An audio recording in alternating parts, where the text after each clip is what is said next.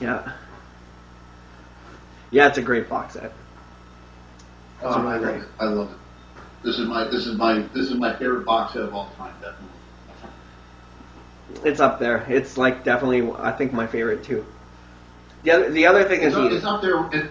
It's up there with Star Wars and James Bond box sets. Yeah. Also, the other thing that's missing from it is music videos. On the other box, there was music videos. I know what you're talking about.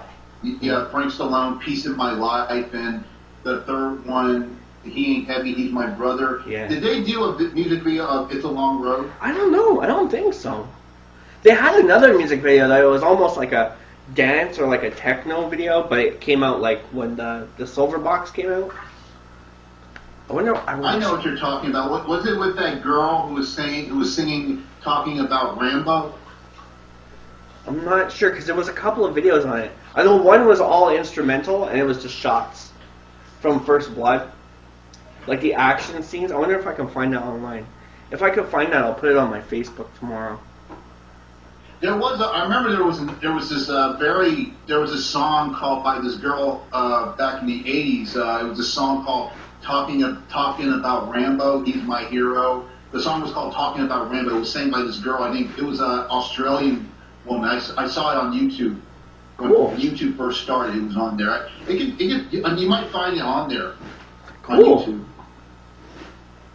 I was doing some research actually because I was going to bring up more of the what do you call that? Rambo inspired music. And for one of the episodes, I used that Wednesday 13 song. It was a couple weeks ago, and I used this other song called "RAMBOMANIA" by the Meanies.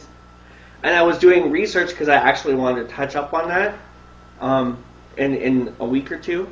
And everyone in that band, well, almost everyone, I think 2 or 3 people out of that band died really tragic deaths. Like, the band's no longer together, right? So I was like, oh my goodness. So I might do a whole episode just dedicated to that. And then... That's very nice. Yeah. That was weird. It's weird, like, when you start doing research and you start finding out all these other things that...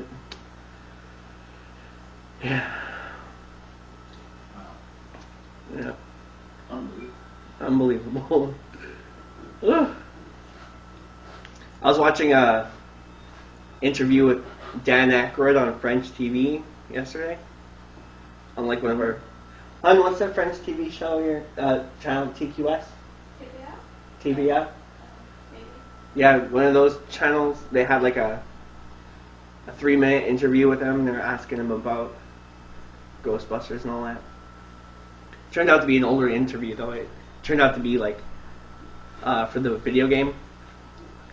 Yeah, I know that the interview you're talking about. Yeah, I saw that.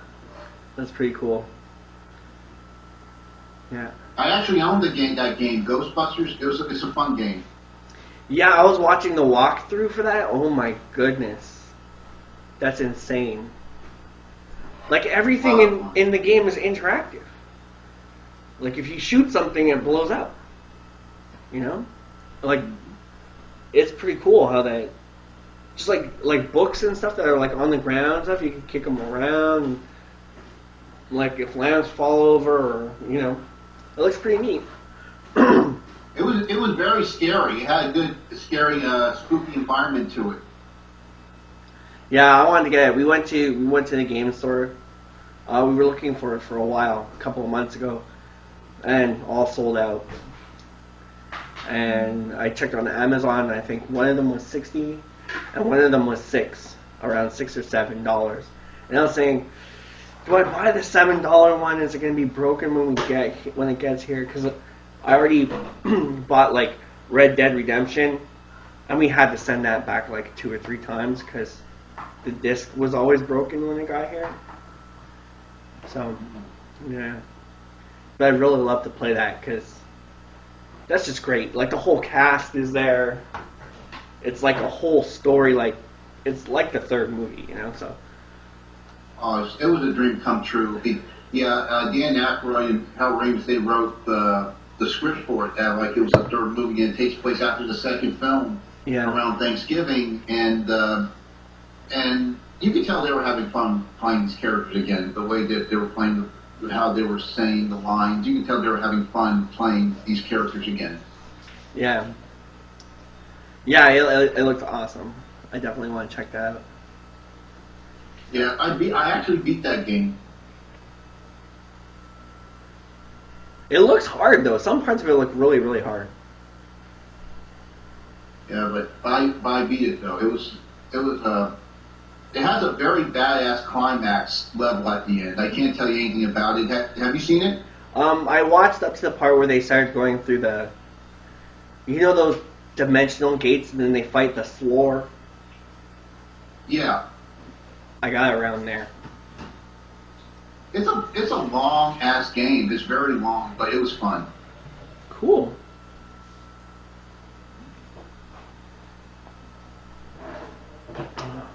It was fun to play like the rookie Ghostbuster instead of actually playing them, because it's like you're actually with them. While I was playing, it made you feel that you were actually with them. You know. Yeah. I remember also being really blown away by the attention to detail. Like when you're watching people walk, like say if you're watching like the Busters walk in front of you, how like you have, or your character or whatever, you have like the proton pack, how the lights and everything. Like the detail was so nice when I was watching. I like that. Yeah. Yeah, they did an excellent job. Did that game do well, or how well did it do?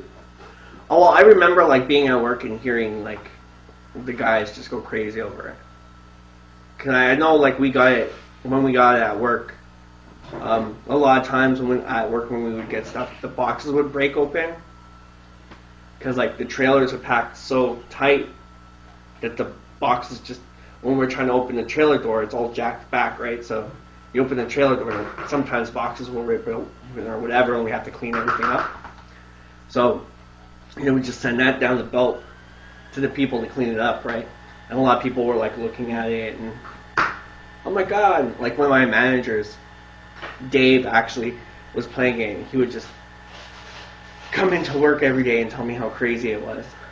So, I'm pretty sure it got really good. It got a good buzz on it. I know that.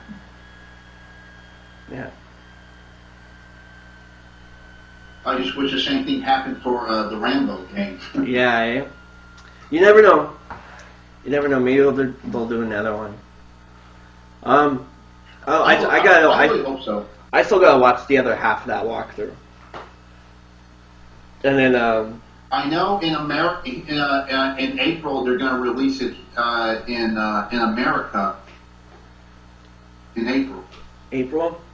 So we'll probably get it a little bit after April. Canada will probably get it like right after. That'll be cool. I'd like to check it out anyway. Oh, yeah. Yeah. Me too. I can't wait for it. When it first comes to a GameStop, there's a GameStop near my house. When it gets there, I'm gonna be camping out. Get it. Yeah, we got. Is it GameStop we got here? Yeah, but it's called something else, but it's the same company, I think. Yeah. Yeah, we got one at the mall down here. Cool. What's it called then? It's called not Game Over, not Game Buzz. No. No. So what is this called? I don't know. It's a French name, no? I think it's a French name. Yeah, I think it's the same company though. Yeah. So how was your show today?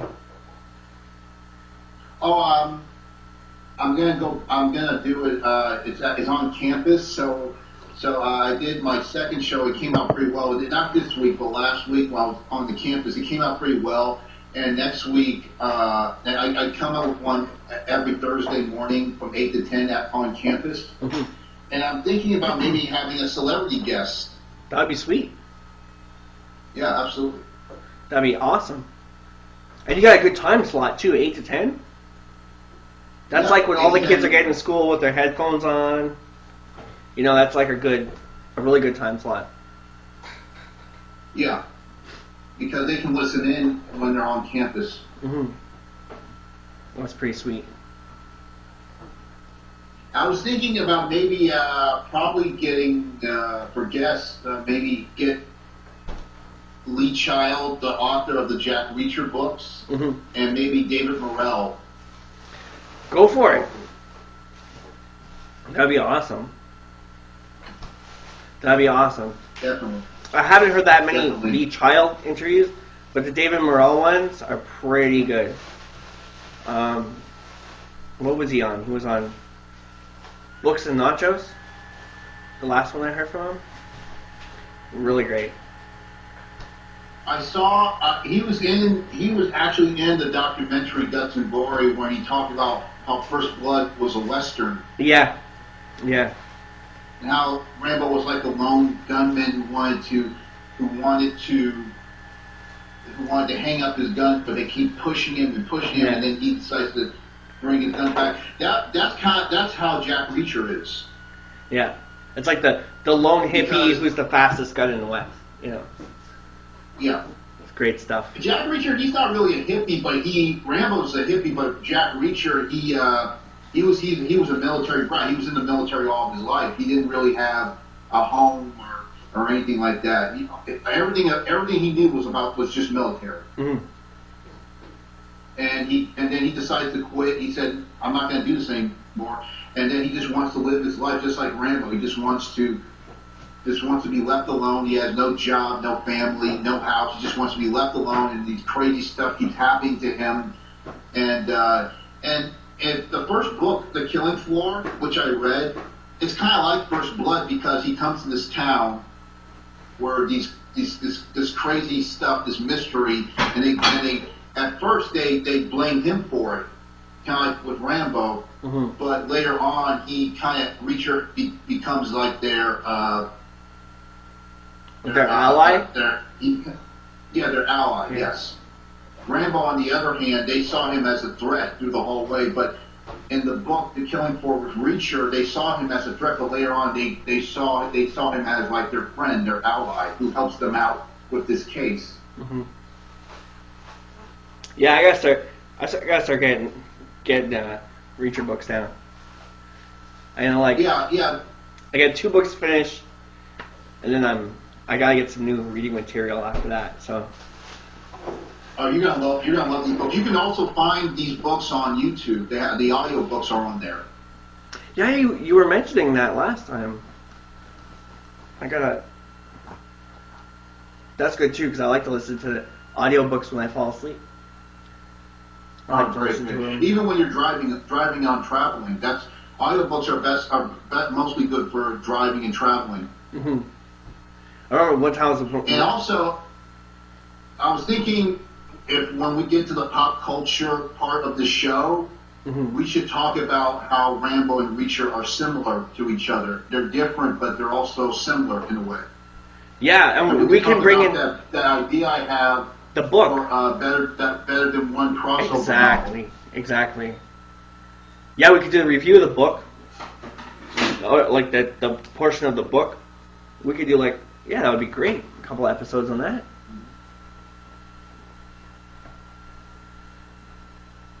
Yeah, because I find that nowadays we just don't have the same kind of